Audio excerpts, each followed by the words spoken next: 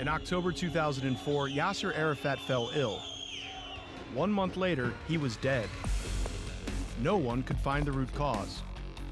I'm Clayton Swisher. My initial investigation suggested the Palestinian leader was poisoned with radioactive material. It triggered the exhumation of Arafat's body for testing, and it sparked a French murder inquiry. It's a very complicated case. It has politics, intelligence, conspiracies. In the search for the facts, we've faced fierce opposition. And we've been placed under close surveillance. Are you following me? Go to your room! But now, we have the final results. And our investigation answers a question that's haunted the Middle East for nearly a decade. What killed Yasser Arafat?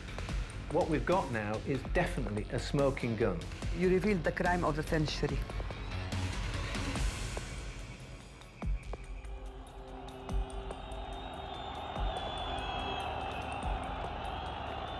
When Yasser Arafat died in 2004, most Palestinians thought it was murder. But when he was buried, so were the answers to their questions. Today, the Palestinian leadership insists Yasser Arafat was killed. The murder of Arafat, and it is a murder, even though we don't yet know exactly who, where, when. He couldn't have shrunk and died without a substance that they could not identify. Ever since President Arafat died, in my heart, I knew he was killed. There was clear evidence that this was a case of assassination, that Arafat was actually killed by poison.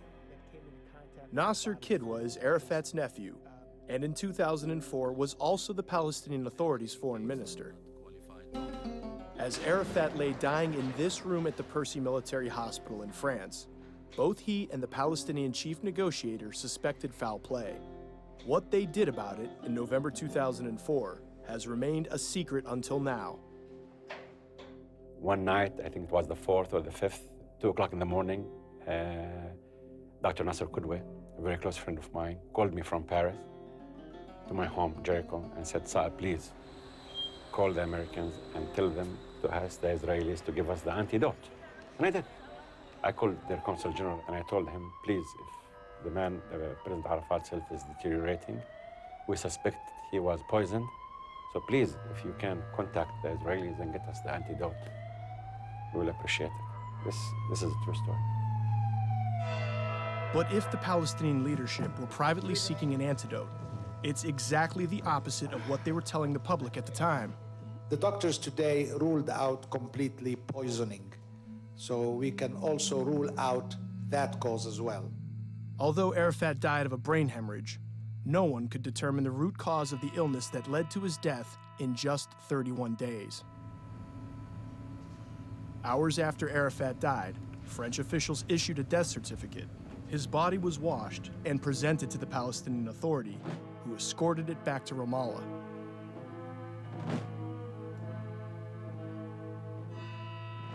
Despite saying now that they thought it was murder, the Palestinian Authority met and chose not to do an autopsy. The French did not really encourage an autopsy. And you know, it's not easy to cut up the corpse of your historical leader.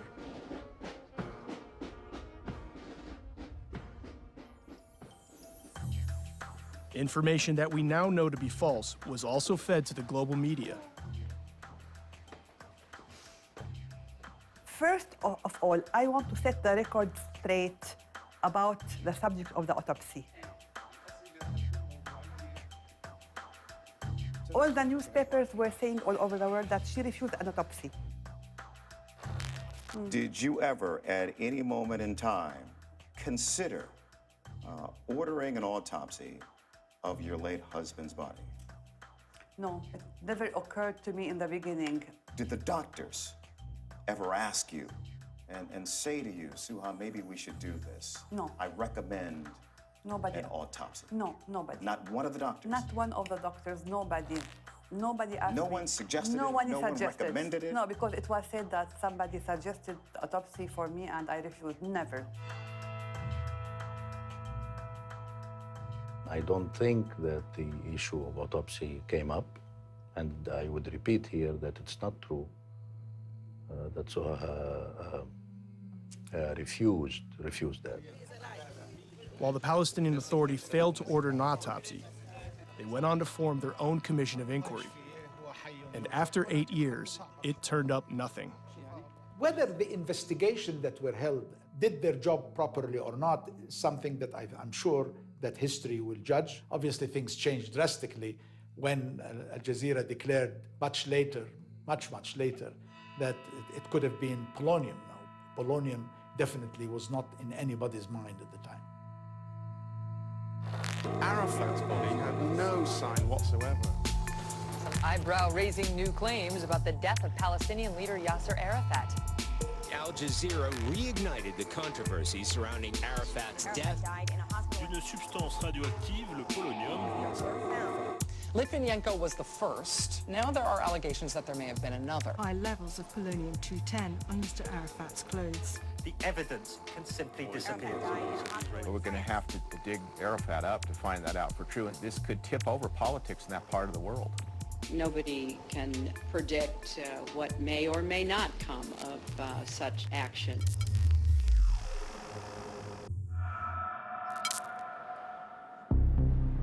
Ramallah, the occupied West Bank.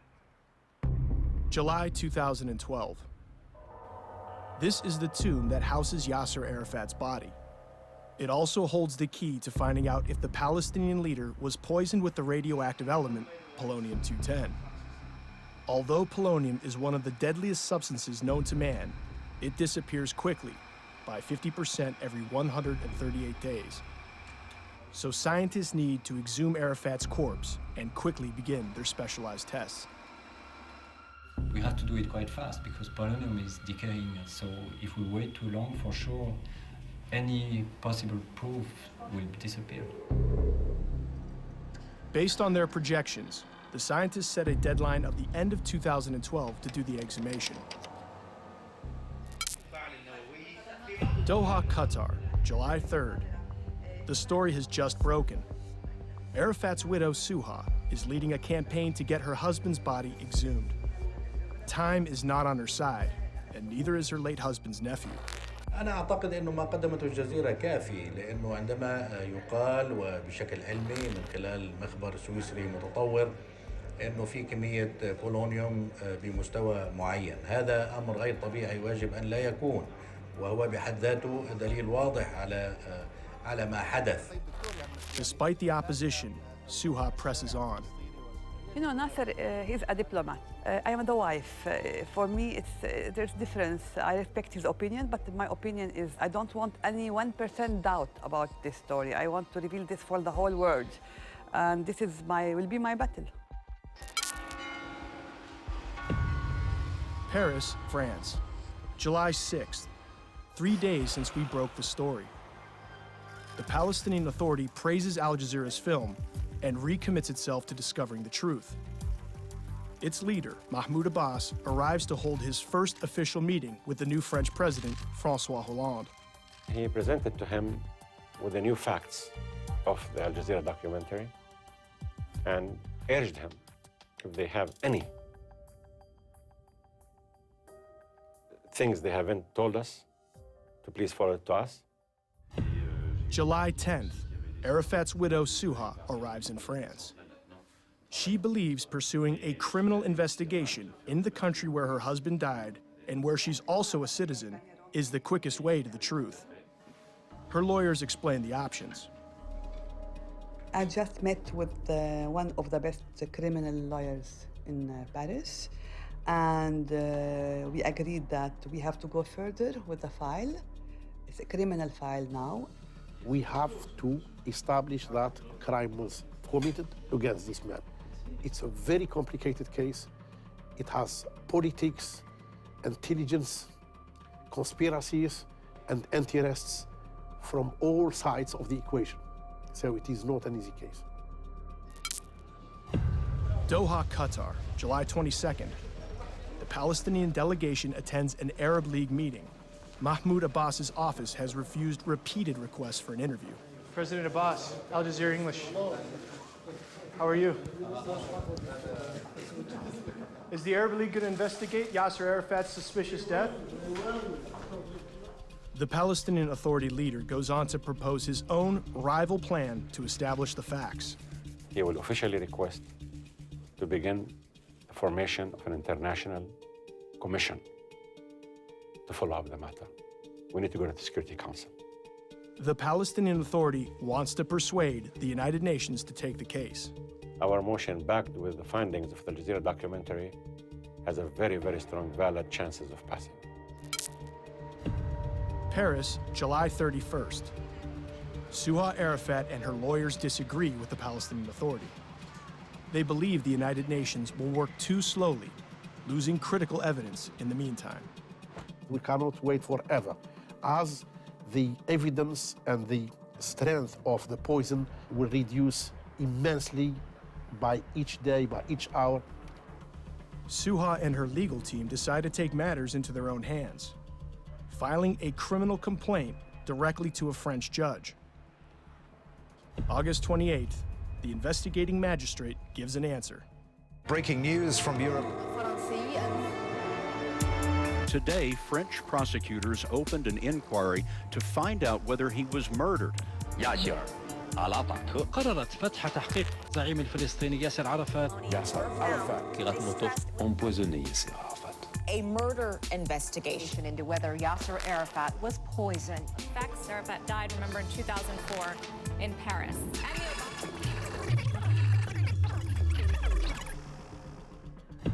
September 14th. 3 judges are now in charge of a French legal case that could become a murder trial. Their first action is to summon Suha Arafat to court. The first question, what do you know about the last meal of Yasser Arafat? So I said, I know nothing about the last meal of Yasser Arafat because I was not there. September 25th, the Percy Military Hospital. French detectives searched the building where Arafat died, focusing on the labs that had tested him. What astonished me the most, you remember when you came, we've met in Paris and I gave you the official letter of Percy Hospital. They are incapable to give us any kind of blood or urine samples because they have been destroyed. But they were not all destroyed, and French police discover some during the search. They got biological samples of his body, and it's more than 100 biological samples. Despite the revelation, the cells that remain are not enough for radiological tests. Exhumation remains their only option, and for that, they will have to go to Ramallah.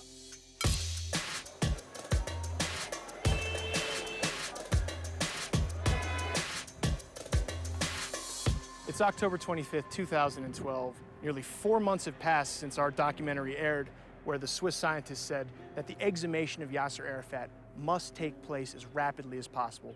That clearly hasn't happened yet. The mausoleum and grave of Yasser Arafat just behind me still is untouched. It's our first day here, but already we're facing problems. You can get this from the street. We have permission to film at Yasser Arafat's grave. But while we are shooting, presidential guards step in. After some discussion, they insist we move back. The next day, security forces tell us we cannot film at all.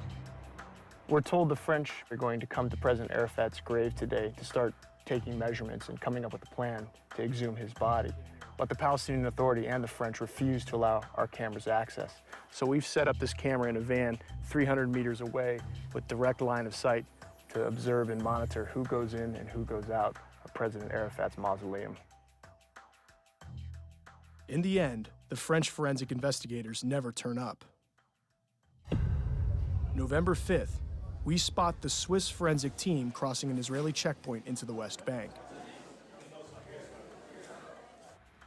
Later that day, we observed them visiting Arafat's tomb. We try to film them, but once again, the secret police are not happy to see us. Jazeera? Hey, what? He told me now no. Excuse me, now no. ها؟ لا كاسيت لا كاسيت. بصورش هو. What's he asking for? Who's this? كاسيت. Now secret. We're again told to leave. The Swiss scientists return at dusk and take measurements from the Earth. We track them down to this hotel, but we cannot approach them with security guards present, so we speak with them outside their rooms. Unfortunately, they told us that we are not allowed to speak with you, so it's... the authority did, or? The authorities... Within moments, the guards arrive. Another time, more police, okay? November 10th.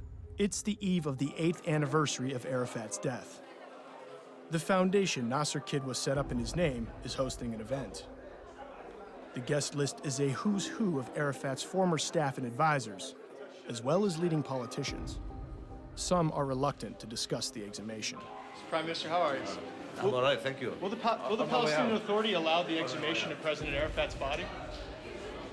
The man leading the Palestinian investigation and coordinating the exhumation is Tawfiq Tarawi. Most recently, he has been telling the press that they may even block access to the body. Will the French still be allowed to do their tests? إذا اتفقنا إحنا وياهم If not? If we agree.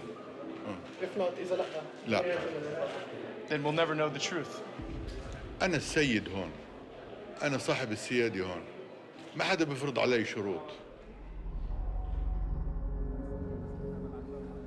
Inside, before a packed auditorium, Nasser Kidwa makes his strongest appeal yet to stop the exhumation.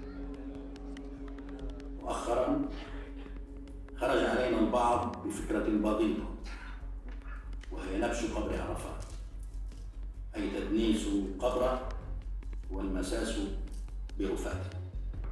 لماذا؟ أظن أنه لا يوجد مبرر لذلك. شعبنا يعرف الحقيقة. That night, the senior Palestinian leadership sit down to decide on what to do. Despite Kidwa's pleas, they finally agree to exhume Arafat's body with all the consequences it may bring. November 11th. The Palestinian Authority marks 8 years since Arafat's death. Mahmoud Abbas will use the commemoration to announce the decision to exhume. Nasser Kidwa is scheduled to speak. But first, there's a heated exchange with Tawfiq Tarawi, and then with Yasser Arafat, and finally with President Abbas himself. In the end, Kidwa chooses not to give a speech at all. President Abbas will do all the talking. ويجري التنسيق التام في هذه الأيام بيننا وبين محققين فرنسيين وخبراء سويسريين وأيضا من الحكومة الروسية لفتح الضريح.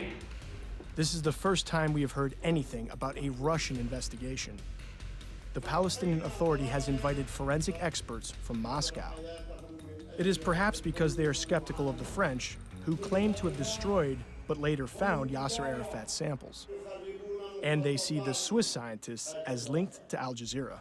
هذه قضية أكبر وأهم من أن تكون فرقعة إعلامية كما فعلت قناة الجزيرة. Mohammed Darame is a journalist who's covered the Palestinian Authority for decades. He explains their hostility. I met with seniors who believed that Al Jazeera did it intentionally to create an Arab Spring here in Palestine. They had these fears that Al Jazeera is trying to play in our yard. But in spite of any perceived political games, the Palestinians are still agreed on the exhumation, except for Nasser Kidwa.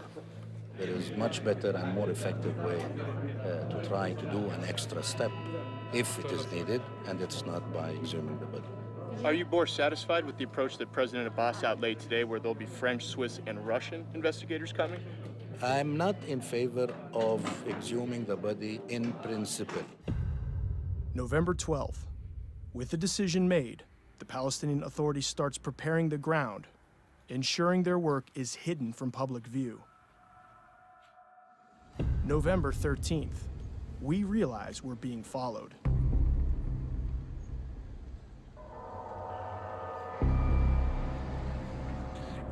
They are talking on two-way microphones, coordinating with other cars. If they are trying to be discreet, it's not really working, but they may just be trying to intimidate us. We stage bogus journeys around Ramallah. During the first, a silver vehicle pursues our cameraman.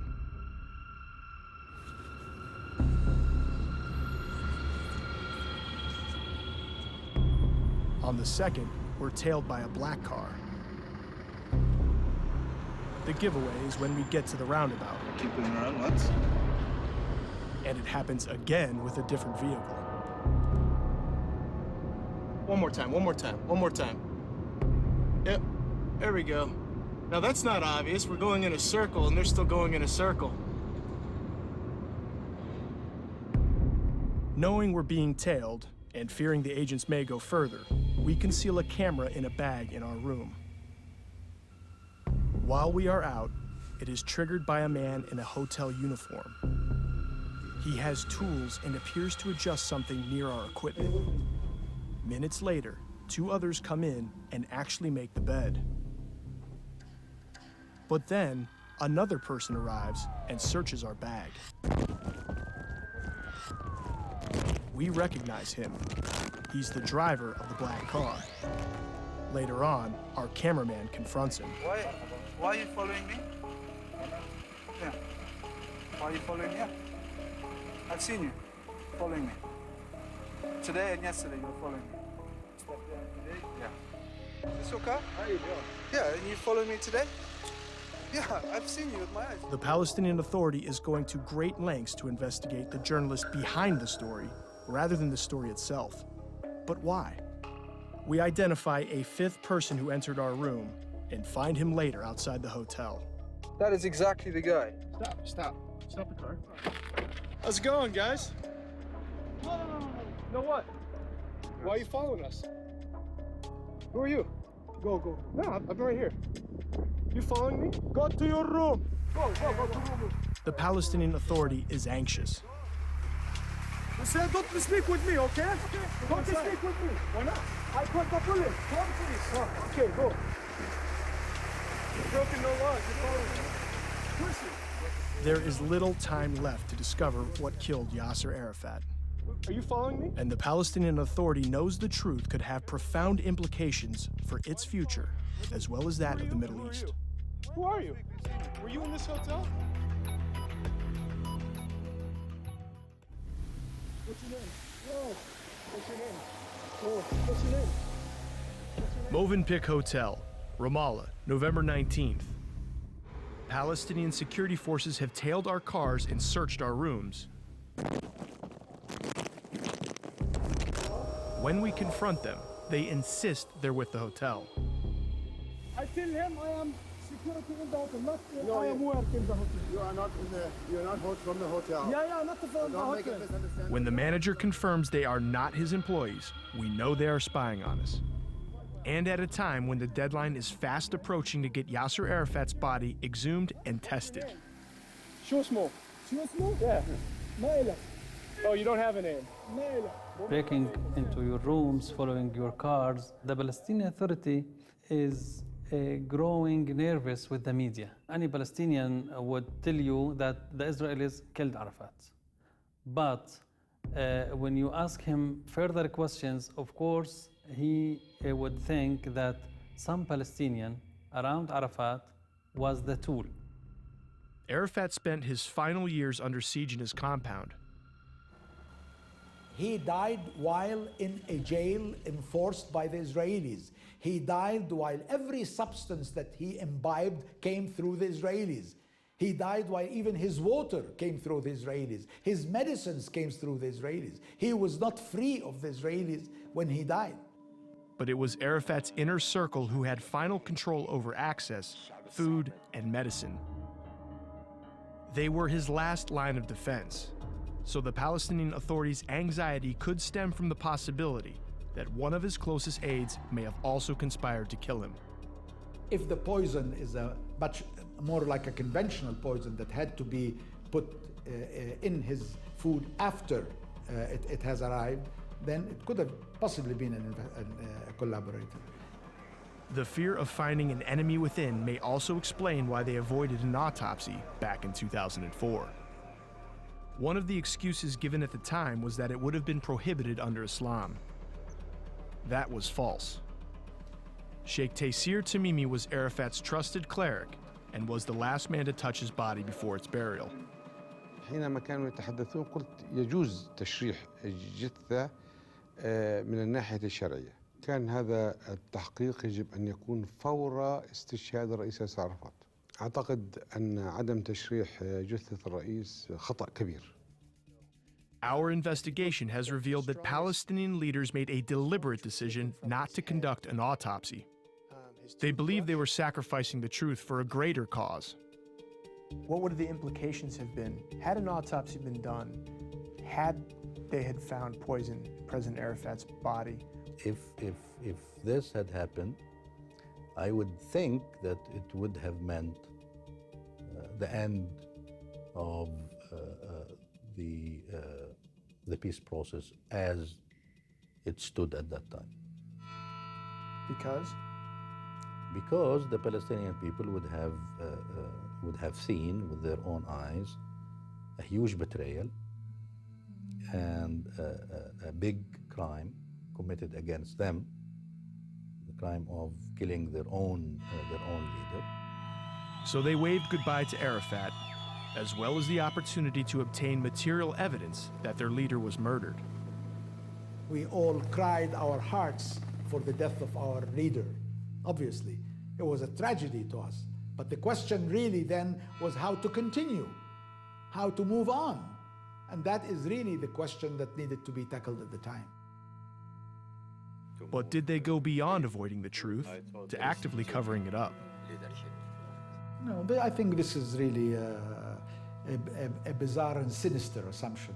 We felt that going into an autopsy would really make it very difficult for the people and very difficult for the memory of Arafat, and would turn what is a martyrdom case into a police criminal case. And really people were not really ready, at least in our mind, for turning this into a criminal police case.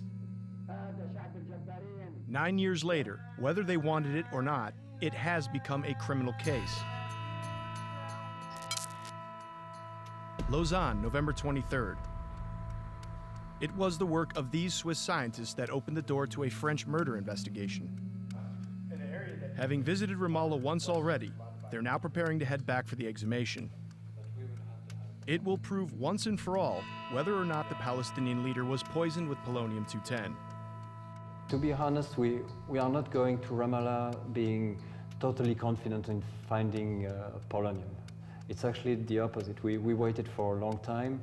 The polonium, if it is present, is decaying fast. So I think the Swiss set a deadline of the end of 2012 for the exhumation. It's now late November, and although it looks like they're going to get the samples in time, it's going to be close. Time is also running out for the separate murder investigation that was initiated by French prosecutors. Paris, Charles de Gaulle Airport, November 25th. The French have refused to disclose any details of their investigation, but we tracked down their team of judges and forensic experts as they begin the journey to Ramallah. Along with the Swiss and Russian teams, the French will receive tissue from Arafat's body for analysis.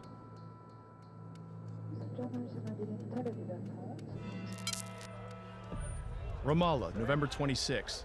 It's the eve of the exhumation and 3 teams are on the ground. There are the Swiss scientists, whose initial analysis of Arafat's belongings for Al Jazeera suggested polonium poisoning. There are the French judges and forensic experts who were assigned to the case when France later opened a murder investigation. And there is a Russian team, personally invited by President Abbas at the very last moment. Each team is required to follow the strict terms of their host. الفرنسي لا يحق له أن يسأل ولا أن يكتب أيضا، وإذا أراد أن يسأل عليه أن يكتب سؤاله ويعطيه إلى الفلسطيني. The Palestinian Authority insists that only one man is allowed to touch the body or take samples. They designate a university pathologist, Dr. Saber Al-Alul. He first met Arafat as a medical student, and the PLO helped finance his studies. في ذلك اليوم كان يوم صعب وثقيل على الجميع، والجميع ينتظر كيف نقوم بفتح قبر أبو عمار رمزية الشعب الفلسطيني. Dr. Al-Alul makes one final inspection at the mausoleum. Later, the Swiss, French, and Russian forensic teams join him. At around midnight, workmen start digging. And at 5 a.m., they open the tomb. وشاهدت شعر لحيته المعروفة بالنسبة لي، فكانت من أصعب أيام حياتي مررت بها عندما لمست جسد أبو عمار الطاهر. لقد تذكرت جبهته، جبينه، عندما كنت طالبا والتقيت به للمرة الأولى وأنا بطالب بكلية الطب السنة الرابعة، وقبلت جبينه بعد الانتهاء من جميع الإجراءات. شعرت بالعزة والفخر والكبرياء بأنني سوف أقدم من خلال عملي ومن خلال ما قمت به من إجراءات مهنية طبية، سوف أقدم للقائد الرمز الوالد وللشعب الفلسطيني وللعالم بأكمله حقيقة رحيله. November 27th. Day breaks, along with the news that the exhumation has gone according to plan. The body of former Palestinian leader Yasser Arafat exhumed today. His grave in Ramallah was opened. Transformed into a scene right out of CSI. Opening the late histórico líder palestino Yasser Arafat. The experts will examine the samples for possible traces of poison. Results of the test are not expected for months. The doctor has distributed 60 samples. The Swiss, French, and Russian teams leave with 20 each. They also have DNA to confirm the corpse is Arafat's. So 147 days have passed since the broadcast of our film, What Killed Arafat. The Swiss scientist said to Miss Arafat at the conclusion that if she wanted to know the final proof, the best way was to exhume the body and take samples. They've done that just now, and it'll be several more months till we know the results. At a press conference the same day, Tawfiq Tarawi vows that if the results are positive, the Palestinian Authority will take their case to the International Criminal Court. وكل التحقيقات اللي موجودة هي من أجل الحصول على الدليل حتى نذهب بهذا الذي هو وراء هذا الاغتيال إلى محكمة الجنايات الدولية. Washington, April 29, 2013. The chances that Arafat's case will ever see The Hague greatly diminish. Arab leaders have come to support negotiations with Israel. And as a condition to get started, the Palestinian Authority agrees to suspend any attempts to join the International Criminal Court. Malta, June 15, 2013. Almost 7 months have passed since the samples were taken. Scientists are still carrying out their complex tests. To some, Yasser Arafat was a leader and a hero. To others, an enemy and a terrorist. But he was also a husband and a father. His daughter Zawa was just 8 when he died. She's now 17. And the memories are still vivid. I woke up one morning and I saw my family members sitting in the living room in black, all crying. And at that time, I knew that my mom went and to see my dad. And then they told me, Zahwa, come sit. Then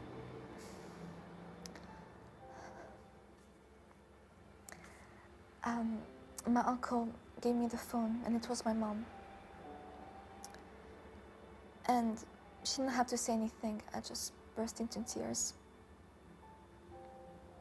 And I said to my mom, did he really die? And she said yes. And then I cried. I went to my room. I went to Cairo for the funeral. There was my mom and millions of people behind us. When I saw the coffin arriving and the music behind it, the Palestinian national anthem, I started crying. I burst into tears. Zawa grew up in 4 different countries, never knowing what had killed her father. I was only 8, so I didn't really understand what was going on. But slowly, I began to ask, what happened to my father? Why did he die? Who killed him? If somebody killed him, what happened? Why? As well as the uncertainty, she had to endure the taunts. That he was a terrorist, he was corrupt, he wasn't a good leader, he was homosexual, he had AIDS, all these things. Pretty soon, my mom and I are going to get the results. I feel anxious because I don't know what's going to happen, if the result will be negative or positive. But at the same time, I feel very excited because I will finally know what happened to him, what happened to my dad. Yerevan. A new development brings me to the Armenian capital.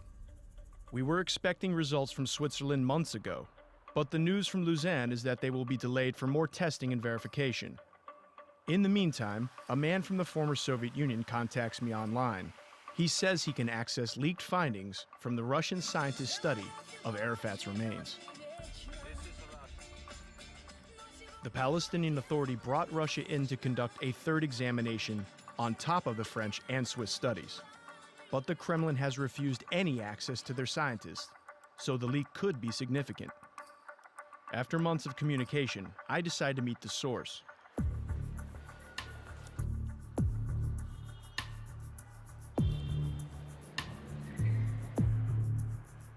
He asked, and we agreed to hide his identity. We spend hours checking that neither of us is being followed, unsure of the risks of releasing classified material. He shows us 15 pages, said to be the summary findings from the Russian lab. After, we convince him to speak to us on camera. Это секретный документ, к которому имел доступ определенный очень узкий круг людей, не более 20 человек, которые работали в лаборатории. По словам сотрудников, которые работают в этой лаборатории, они получили четкие инструкции от Министерства иностранных дел, каким образом должен выглядеть финальный отчет. They were not only restricted in how they presented the report, they were also given an incomplete selection of samples. The document shows they measured only 4 of a total of 20. Что касается экземпляров, которые они изучали, то, по словам сотрудников этой самой лаборатории, они получили всего 4 образца, которые были получены в рамках эксгумации Яссера Арафата, и, соответственно, именно они их изучали. И это выглядело для сотрудников подозрительно, что их просят заполнить конкретную таблицу и ответить на конкретные вопросы Министерства иностранных дел, провести неполноценные исследования. It's not clear what happened to the other 16 samples. In the 4 that were tested, the readings of polonium-210 in Arafat's bones are unusually low, even less than what scientists would expect from background levels. Nonetheless, the scientists write that the results are inconclusive. Это очень русский подход, российский подход угодить всем. В этой ситуации задача России была выполнить просьбу палестинской автономии и в этой ситуации своей помощью не обидеть Израиль и не создать новую горячую точку на карте Ближнего Востока. Поэтому здесь задача была сделать вывод без вывода. Geneva, Switzerland, November 4th. It's the eve of the results, and the Swiss are finally ready to present the exhumation report. It's been a long wait with a lot of delays, which we're told is owing to the complexity of their tests. Mrs. Arafat's attorney will meet with the Palestinian Authority and the Swiss tomorrow afternoon, but the Palestinian Authority has insisted Al Jazeera be frozen out. We cannot film or attend. Thanks for coming out to Geneva. No problem. Professor Dave Barkley is also here. These are the Russian results. He's a leading forensic scientist with decades of experience in the British Crime Investigation Services. I'm sure this is going to be fascinating. And he's followed the case closely since the beginning of our investigation. I used the opportunity to show him the Russian report for his reaction to the 15 pages that reach an inconclusive conclusion. The choice of bone fragments that they've chosen to use is very odd, and the levels they've got appear to be 10 or 20 times less than you'd expect just from anybody else in the world. So I think the results are meaningless. November 5th. In Geneva, the Arafat family lawyer Saad Jabbar sets off. He will collect the final report along with the Palestinian Authority after a presentation from the Swiss scientists. In Paris, Arafat's widow and daughter, Suha and Zawa, wait and wonder what the findings will be. For them, this day is the climax of a 2-year fight for the facts and nearly a decade of not knowing. Hours later, and Saad Jabbar has received the report. He meets up with Professor Barkley, and the two men begin the journey to Paris to deliver the findings. For 4 hours, they pore over the details of the report, preparing to explain its significance. As the Paris evening draws in, it's a tense wait for Suha and Zawa. They hope the study will offer more answers to their questions. By late evening, Saad Jabbar and Professor Barkley make it to Paris, ready to break the news. You are mostly welcome. Thank you very much.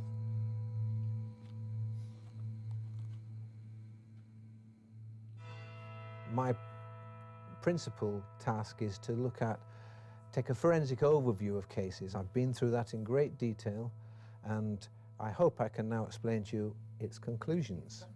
If you remember, back in last year, we found the presence of polonium-210 in various body fluids from things taken at the time.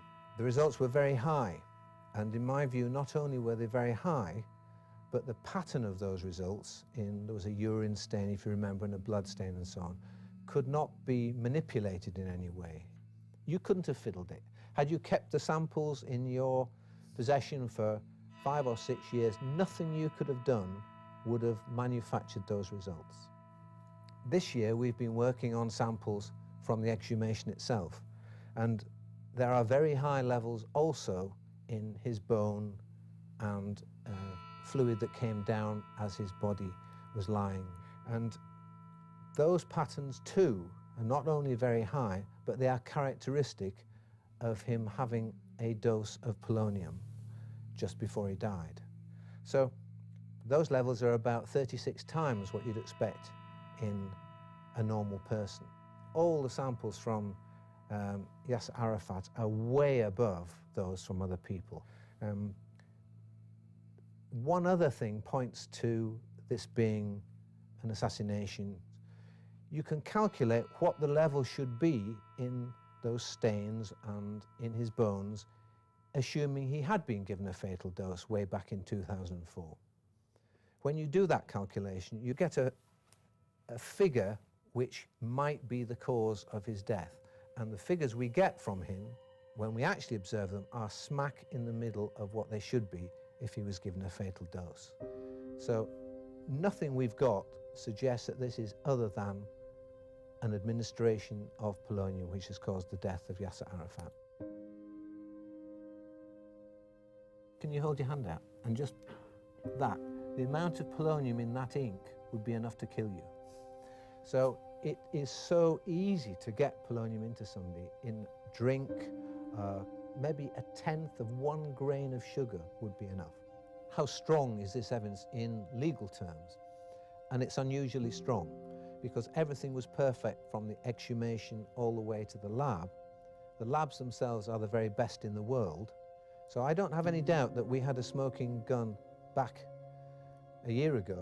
Now I'm absolutely certain, this is beyond any doubt in my opinion, that it was polonium that caused the death of Yasser Arafat. And we had a smoking gun. We've just got to find out, as you suggested, who was holding that gun. I think you revealed the crime of the century. This is the crime of the century. It would be nice to solve it too. Yes. I think the Palestinian Authority has to go till the end to know the truth about it. And I think they have to stop any kind of negotiations with Israel until they know what's going on, who did it, why, I don't know who did it, but I mean, they have to take a very firm measures to begin a very, very serious investigation for this crime. For Suha and Zawa, their faith now has to rest here, at the gates of the French justice system. The murder inquiry in Paris remains the best hope for finding out who killed Yasser Arafat. Now that the results are known, this is a French case, and it is for the French judiciary to take their own decision. Any judge will conclude that there is a case to consider that Arafat was assassinated. And they have to start the process of trying to find out who did it. Once the French investigation is done, there is the option of the International Criminal Court. But that remains a distant prospect. Today, we know what killed Yasser Arafat. The question now for Suha and Zawa, for the French investigators, and for the world, is who killed him?